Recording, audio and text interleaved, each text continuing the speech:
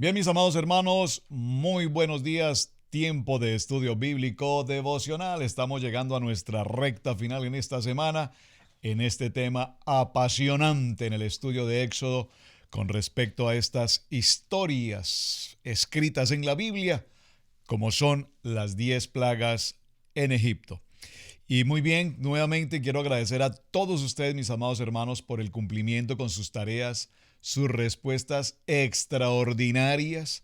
He podido ver muchos de los mensajes que me envían, fotografías con sus agendas, con sus notas, con sus tareas. En verdad, les felicito y les agradezco y me honran. En verdad, muchísimas gracias por estar tan atentos y comprometidos en esta misión de aprender la palabra, amar la palabra y vivir la palabra. Su hermano Pastor Roberto Alfaro les saluda y les doy la mejor de las bienvenidas a este cierre de semana para que nos adentremos entonces al tema de las plagas finales, las números 9 y 10. Bueno, básicamente recuerden que en nuestro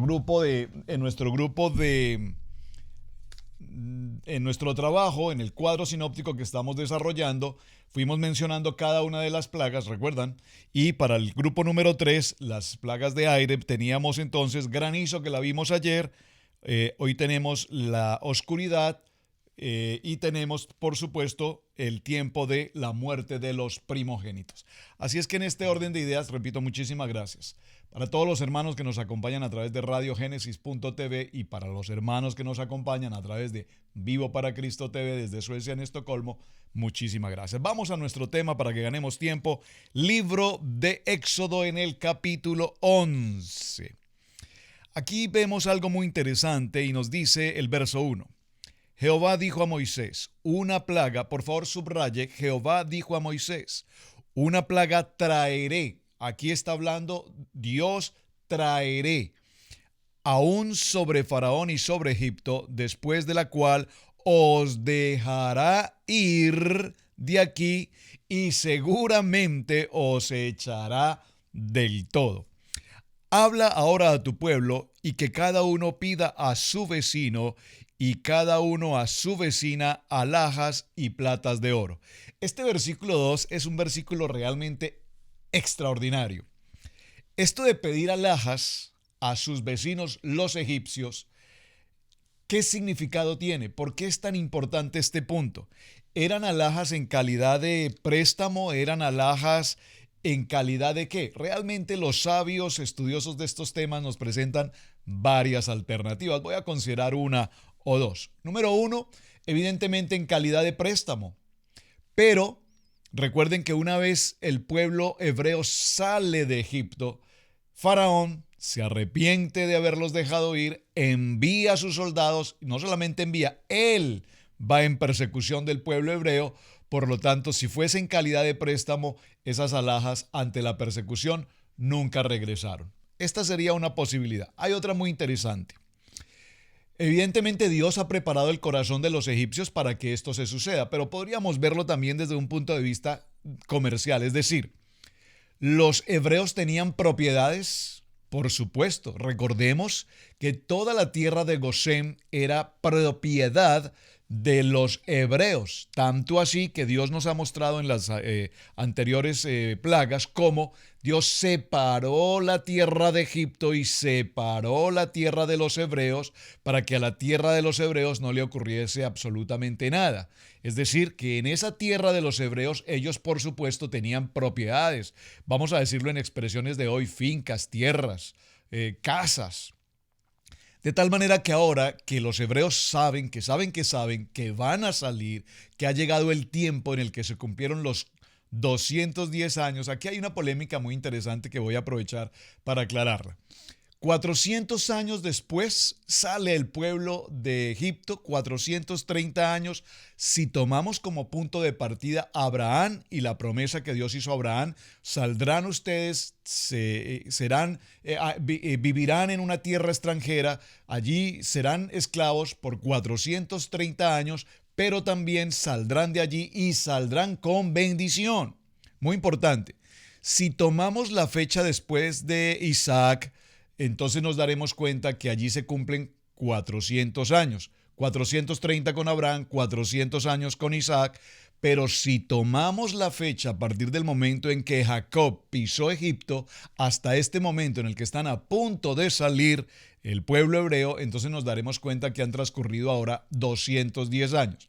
De esos 210 años, atención con las matemáticas, de esos 210 años es importante recordar que después de la muerte de José, transcurrieron por lo menos 100 años más en los que el pueblo hebreo vivió en condiciones muy destacadas en medio del pueblo de Egipto, disfrutaron de muchas comodidades hasta la muerte del faraón, y el nuevo faraón fue quien, al ver el crecimiento y la posición en la que se encontraba el pueblo hebreo, determinó convertirlos ahora en esclavitud, cargas, impuestos, opresión, etcétera. Si nosotros miramos las matemáticas, no lo vamos a hacer ahora, pero si lo hacemos puntualmente, como la Biblia nos lo enseña, porque la Biblia nos da los datos precisos y nos vamos a cada uno de esos datos, nos daremos cuenta que realmente este pueblo hebreo que está saliendo ahora en la novena, en la 10ª plaga, nos daremos cuenta que han transcurrido básicamente 87 años de esclavitud. Estoy seguro que usted se ha hecho esa pregunta. Es más, este mismo pueblo hebreo tenía la duda si debían o no salir. No tenían la claridad si se habían cumplido los 400 años. Ellos hacían cuentas y decían, pero no puede ser. Realmente nosotros somos esclavos hace 87 años. Dios dijo que después de los 430. Entonces, haciendo sumas, ellos hacían sumas y nosotros hacemos las sumas que la Biblia nos indica. Y repito, depende si lo tomamos con fecha de Abraham, con fecha de Isaac, con fecha de Jacob, con fecha de José, y allí estará completándose el ciclo de los 430. Pero realmente como esclavos, repito, como esclavos transcurrieron 87, los últimos 87 años. Entonces, ahora aquí vemos que el Señor les dice, pidan alhajas, y dice igualmente el texto, dice la palabra en el verso 3, y Jehová dio gracia al pueblo en los ojos de los egipcios. Esta expresión gracia aquí también deberíamos considerarla muy importante, porque recordemos que cuando hablamos de la gracia en el Nuevo Testamento hablamos de un regalo, de un don inmerecido, y aquí lo estamos viendo. Pero hay algo muy interesante, Jehová dio gracia al pueblo en los ojos de los egipcios. Ya este pueblo hebreo disfruta de la gracia de Dios. Bueno, yo creo que aquí, con todo respeto, mis hermanos, pero tengo que decir un amén, porque la gracia de Dios, ese regalo maravilloso de Dios, ahora lo vemos en el pueblo que, siendo un pueblo en esclavitud, ahora recibe del corazón de los egipcios. Los egipcios dijeron, mire, llévense todo lo que sea, llévense las alhajas, el oro, la plata, todo. Por favor, vayan al desierto, hagan adoración a Jehová, a su Dios, pero que volvamos a la normalidad, que esto termine. Algunas de las explicaciones, repito, de los sabios traen otra enseñanza, y es que como ya el pueblo hebreo salía de este territorio, entregaron sus casas, sus fincas a propiedad o manos del pueblo egipcio, y ellos a su vez entregaron pago a través de estos elementos como el oro y la plata. Pero, pastor, si eran esclavos, ¿acaso ellos tenían propiedades? Pero por supuesto que tenían propiedades. Recuerden que Gosén era la tierra de los hebreos, y era una tierra, si usted va al plano, a los mapas bíblicos y observa el pueblo de Gosén o la región de Gosén, notará usted que es una región inmensamente grande y era propiedad de los hebreos. Ahora, recordemos que un poco más adelante, cuando entremos al capítulo 12, en el tiempo de Pesao, en el tiempo de la Pascua, nos daremos cuenta que allí hay una respuesta a esta pregunta. Alguien me hizo la pregunta, ¿tenían ellos propiedades? Pues observe, el Señor dijo, van a sacrificar el cordero y la sangre del cordero será esparcida en las puertas, en los dinteles, en los travesaños de las puertas de sus casas. Porque dijo Dios, esta noche pasaré por toda esta tierra y morirán los primogénitos. Bueno, vamos para allá. Pero adelantándome un poco a la respuesta y con respecto a la pregunta, evidentemente los hebreos tenían propiedades, inmensas propiedades. Como quiera que sea, lo interesante aquí es notar, y el verso 3 lo define con gran calidad, y Jehová dio gracia. Esto es el punto que quiero resaltar. Es la gracia de Dios, el regalo incondicional, inmerecido, y aunque aquí no digamos tanto el inmerecido, porque otra de las versiones que tenemos respecto al tomar estas alhajas también significa que era el pago que durante estos 87 años había tenido el pueblo hebreo trabajando en esta condición de esclavitud sin recibir el pago evidente por ese trabajo. Bueno, muy bien, ahí vamos a dejarlo, hay mucho tema que tratar allí y no nos podemos detener, pero muy interesante sobre todo porque si usted va a su estudio bíblico, a la historia de estas narrativas, pues hay mucho tema que tratar. Muy bien, así es que dijo Dios a Moisés, Jehová ha dicho así, dijo Moisés, Jehová ha dicho así, a la medianoche yo saldré por medio de Egipto. ¿Quién es yo? Dios Todopoderoso. Y morirá todo primogénito en tierra de Egipto, desde el primogénito de Faraón que se sienta en su trono, hasta el primogénito de la sierva que está detrás del molino, y todo primogénito de las bestias. Miren qué interesante esto y cómo me gustaría que profundizáramos en este aspecto, porque incluso dice que aún los primogénitos de los animales también morirían. Y habrá gran clamor, por favor, gran clamor. Recuerden que dice esa palabra preciosa de Jeremías 33:3, clama a mí y yo te responderé y te enseñaré cosas grandes y ocultas que tú no conoces. Dice, habrá gran clamor por toda la tierra de Egipto, cual nunca hubo ni jamás habrá. Pero contra todos los hijos de Israel, desde el hombre hasta la bestia, y por favor subraya esta expresión, ni un perro moverá su lengua, para que sepáis que Jehová hace diferencia entre los egipcios y los israelitas.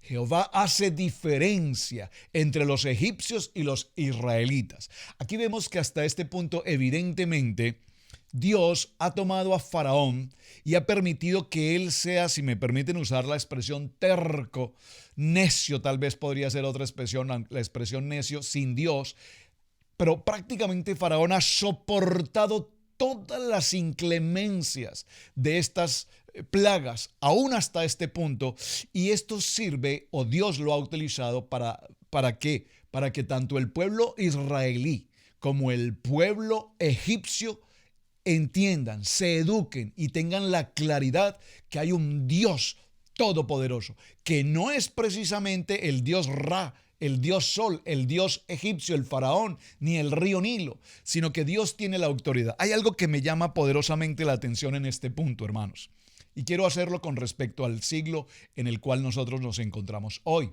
Evidentemente, las grandes potencias del mundo se preparan con armamentos sofisticados, cual tal vez muchos de nosotros siquiera podemos alcanzar a imaginar los avances en el armamento, en la tecnología, en todos los sentidos, en aires, en mar, en tierra. Vemos que los ejércitos poderosos del mundo tienen todo tipo de tecnología. Pero, atención, Dios Todopoderoso, el gran yo soy, aquí combate a el hombre más poderoso de la tierra con el mejor ejército del mundo, con toda la potencia que era Egipto, lo combate con plagas, piojos, moscas, langostas, sangre. ¿Puede usted entenderme lo que quiero significar? ¿Qué ejército más poderoso que el poder de Dios utilizando la misma naturaleza, vientos? Y en este caso particular, en esta plaga número 11, nos daremos cuenta que está utilizando ahora la muerte de los primogénitos. Pero no puedo pasar por alto, por favor, la plaga de las tinieblas. Esta plaga de las tinieblas realmente debí empezar aquí, me adelanté. Solo la voy a mencionar porque la plaga de las tinieblas nos muestra nuevamente cómo Dios altera completamente la condición natural del medio ambiente. La luz, para ellos, Faraón, el dios Ra, era el sol, la luz, y Dios combate ese poder de la luz, ese poder de creer que el sol era el dios de ellos, enviando una oscuridad total, dice la palabra, que permaneció por 3 días, pero no solamente dice que permaneció por 3 días, sino que además nos menciona que era una densa oscuridad.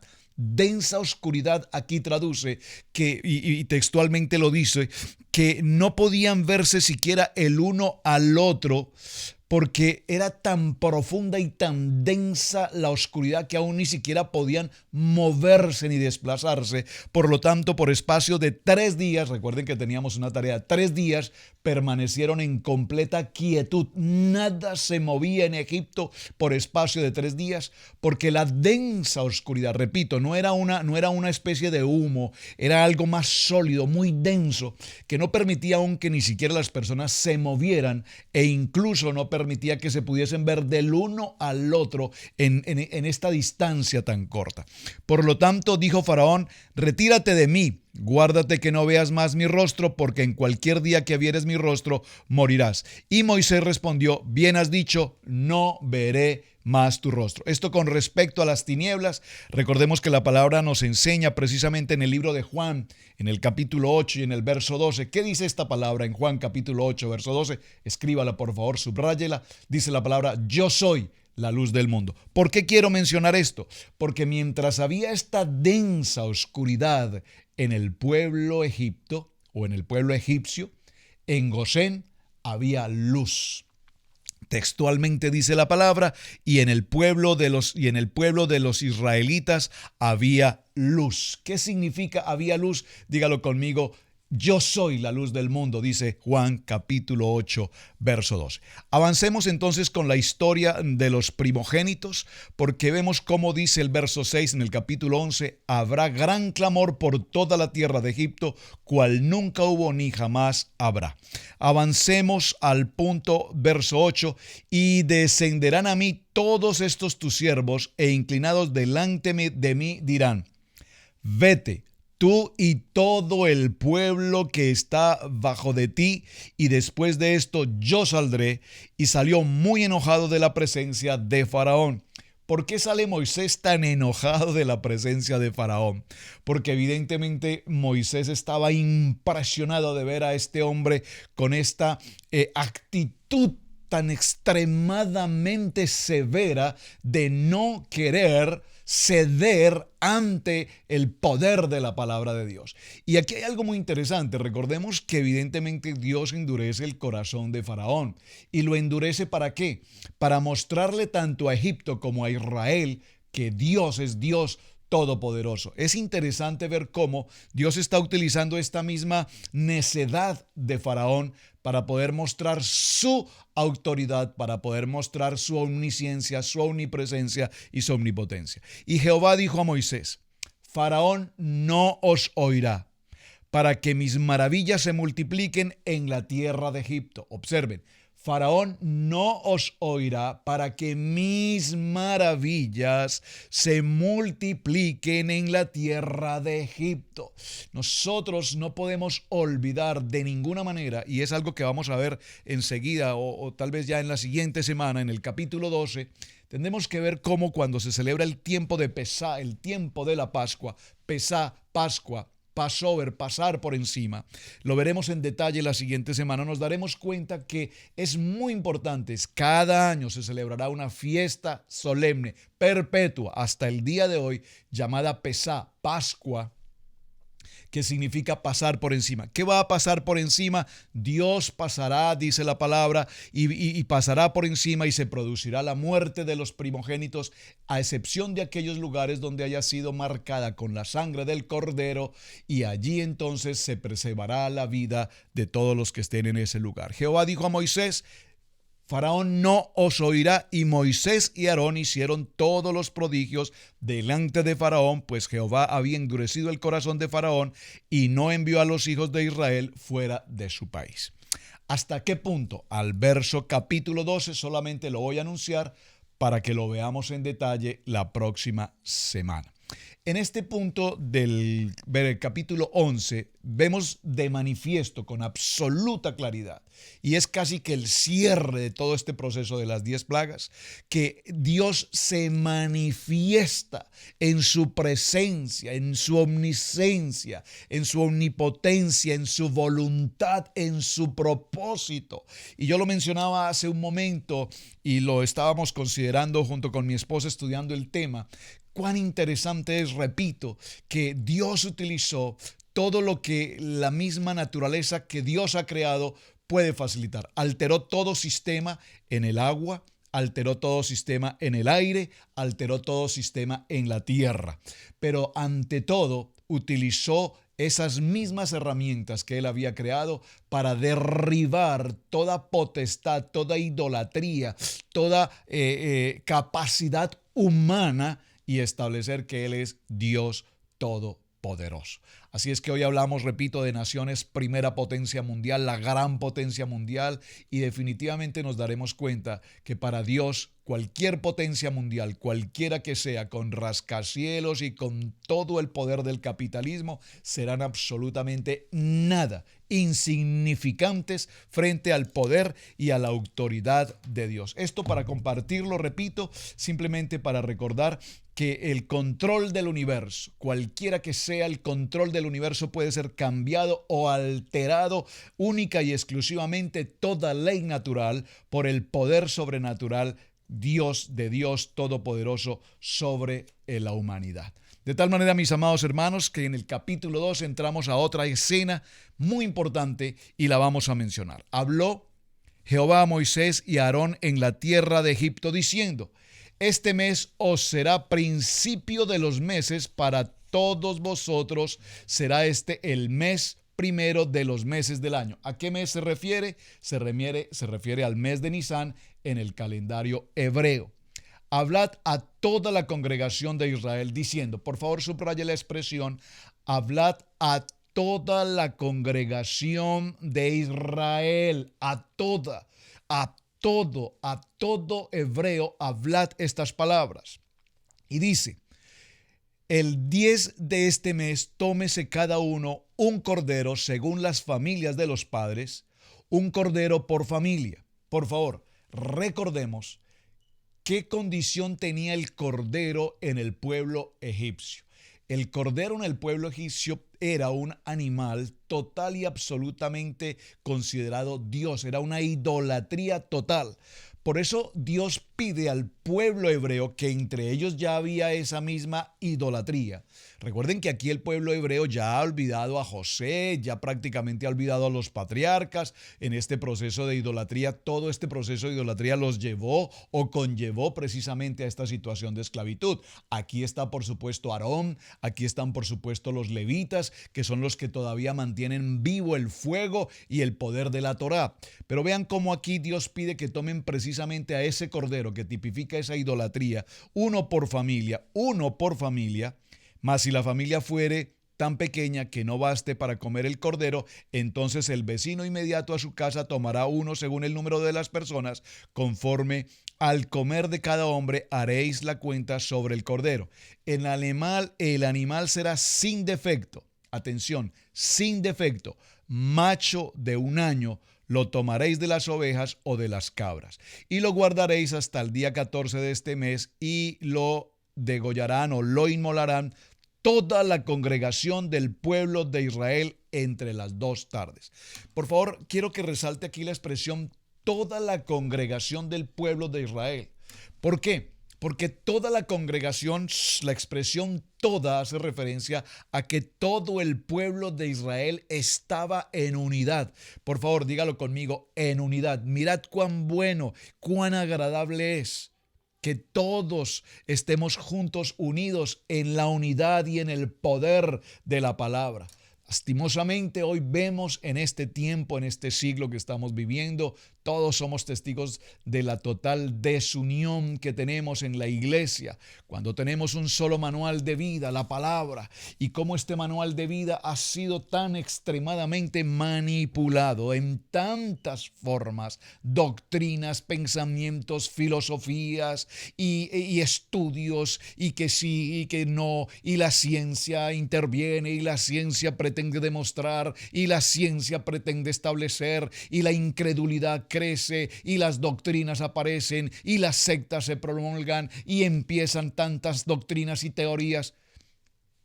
tan lejos estamos de la unidad y del propósito de Dios. Dios resalta en este capítulo precisamente la importancia de la unidad, no la unidad en pensamientos de hombre, porque toda la intención de Dios con estas 10 plagas fue única y exclusivamente mostrar tanto al pueblo egipcio como a su pueblo, a su primogénito Israel, mostrar que Él es Dios todopoderoso, que Él es el único, que Él es grande, que Él es el Dios creador de cielos y tierra, que Él es quien nos da la vida, que es quien nos da el poder de mantenernos con vida en el proceso de nuestro diario vivir, que es quien nos saca de la esclavitud, de la opresión. Y todo este proceso de las plagas trae consigo el proceso por el cual ahora Éxodo se convierte en el libro de la redención. Aquí vemos entonces que en esta primera celebración llamada Pascua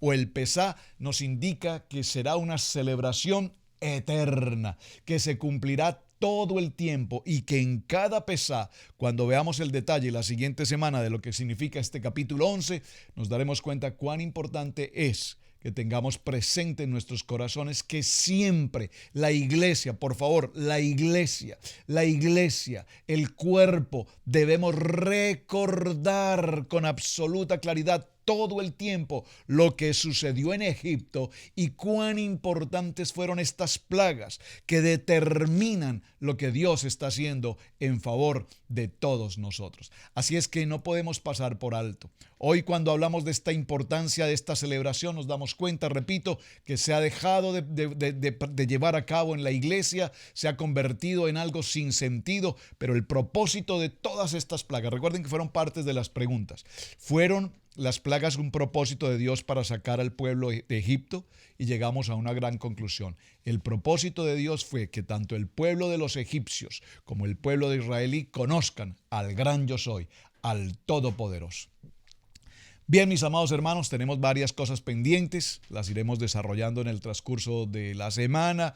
Recuerden la importancia de escribir cuáles fueron los momentos en los que Dios endureció el corazón de Faraón, en qué momento el Faraón endureció su propio corazón y el corazón de sus siervos.